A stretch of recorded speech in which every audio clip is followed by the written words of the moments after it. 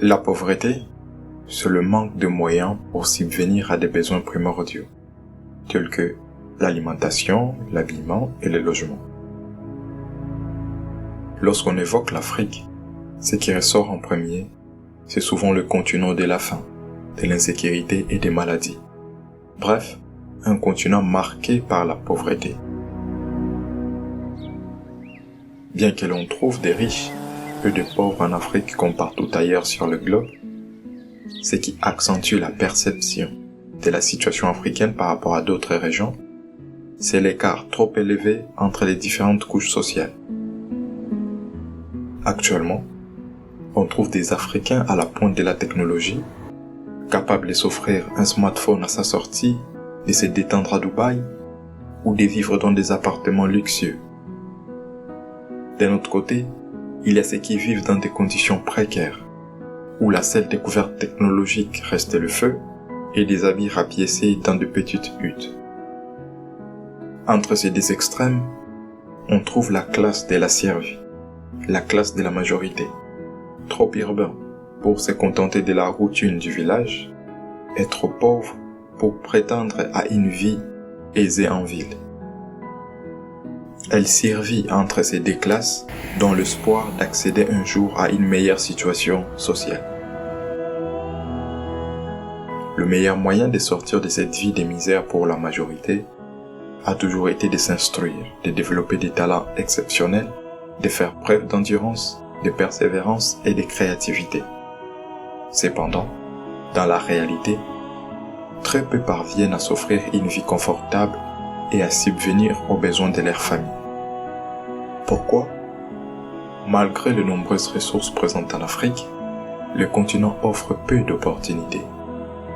Les études sans débouchés et les talents inexploités freinent la jeunesse. L'Afrique est conditionnée à la consommation plutôt qu'à la production. Le continent voit naître des consommateurs avides, pris dans le rythme de la mondialisation. Il est important de noter que vendre aux pauvres est le meilleur moyen de le maintenir dans la misère. Un pauvre qui produit a toujours une chance de sortir de la pauvreté, ce qui ne sera jamais le cas de celui qui ne fait que consommer.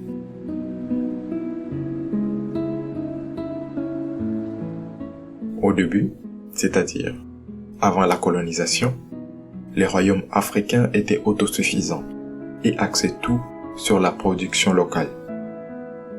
L'échange par troc entre différents royaumes permettait d'échanger certains produits, mais dans la majorité des cas, les royaumes reposaient sur ses propres produits locaux. Ensuite, les Africains ont découvert un autre monde pendant la colonisation, une culture plus puissante, basée sur la concurrence entre nations et à la recherche de ressources pour accroître leur production respective. Les colons acheminaient les ressources brutes de l'Afrique pour apporter des produits finis, comme les pagnes, qui étaient fabriqués aux Pays-Bas pour le marché africain. C'est ainsi que le continent est devenu un consommateur de ses propres ressources, dépendant des produits finis importés. Très vite, l'Afrique a été remplie de brasseries et de mines, où les Africains consommaient, mais ne géraient pas leur production. Dans les années 60, l'Afrique s'est réveillée et a lutté pour obtenir sa liberté, prenant ainsi en main la gestion de ses ressources et de sa production. L'extase des indépendances n'a pas caché longtemps les défis économiques et politiques qui attendaient le pays africain. Avoir des ressources est une chose, les transformer en produits finis en est une autre. Sans main-d'œuvre qualifiée et sans argent pour investir, aucune transformation des ressources n'est possible. La solution la plus courante était alors de les vendre aux anciennes métropoles qui fixaient elles-mêmes le prix d'achat. C'est l'installation du néocolonialisme qui diffère d'un point du colonialisme. Les colons ne géraient plus la production des ressources brutes. Cette tâche est désormais entre les mains des nouveaux dirigeants africains. Les opposants à ces nouveaux systèmes étaient rapidement éliminés tandis que ceux qui ne se souciaient que de devenir individuellement riches étaient favorisés par les anciennes métropoles. En bradant leurs ressources, les pays africains génèrent des revenus et certaines personnes cherchent à s'en approprier. C'est la naissance des premières dictatures en Afrique. Le mot de la cupidité ont poussé ceux qui n'avaient pas accès au pouvoir à se rabaisser devant les dirigeants pour obtenir des miettes. On voit apparaître un peu partout sur le continent des politiciens charognards à côté des dictateurs. Et des années après, le parasitisme est toujours d'actualité dans la classe politique de plusieurs pays africains. Lorsque la réussite est équivalente à un compte en banque, tous les moyens deviennent bons pour eux. Même s'il faut tuer, trahir, régner ou s'adonner à l'idolâtrie et à la servilité. Ainsi, les ressources de l'Afrique sont utilisées pour enrichir quelques personnes, ce qui maintient la majorité de la population dans la pauvreté.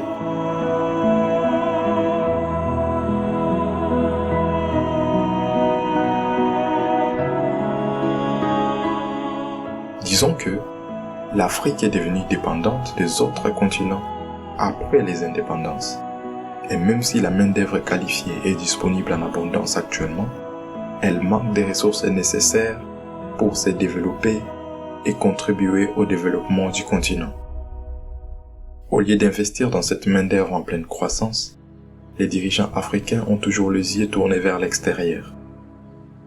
On se demande donc si les Africains sont capables de devenir autosuffisants sur le plan alimentaire, d'exporter des habits et non du coton, du chocolat à la place du cacao, d'exporter des produits électroniques au lieu du cobalt, lithium et autres, d'exporter des câbles électriques au lieu du cuivre, et de construire leurs propres routes et des moyens de transport. La réponse à toutes ces questions devrait être affirmative, mais les Africains patauchent toujours dans la misère. Il est impossible de sortir d'une pauvreté chronique en se reposant uniquement sur un potentiel, aussi grand soit-il. Il n'est pas question de produire des fusées pour explorer l'espace, mais de fournir une base, une fondation solide au développement durable du continent. Prenons le Japon par exemple, un pays dépourvu des ressources naturelles qui a su se maintenir parmi les pays les plus riches grâce à sa production. Dans un monde parfait, celui qui possède les matières premières devrait être plus riche que celui qui les transforme. Mais le monde ne sera jamais parfait.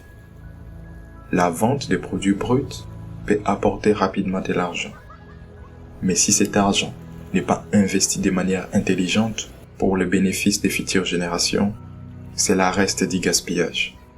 Comme Mao Zedong le disait aux Chinois, produisons suffisamment de nourriture et d'habits avec nos propres mains.